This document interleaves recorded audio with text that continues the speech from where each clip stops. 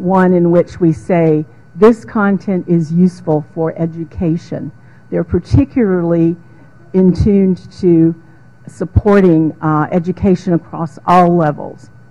So those are all, they seem very abstract, but they also have a less than future sense to them than sometimes we use when we talk about digital preservation. They want to see things that are useful closer than farther down the line. They appreciate cultural heritage, and they appreciate the value of National Library in their, as something they fund and support.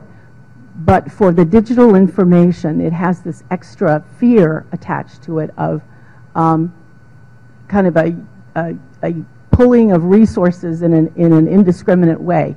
So they will, the value of the content is useful, but it has two conditions on it. And one of those conditions is demonstrate that you use the money well.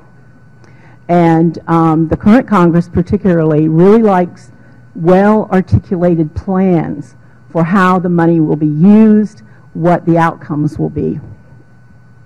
The other part of this proposal or value to them is to demonstrate shared ownership of the problem across the public and private sector. So those are two things that you add when you talk about the importance of the content. In this time of economic challenge, the well-reasoned argument for thoughtful selection and practical stewardship gains the kind of trust we need to gain those limited resources.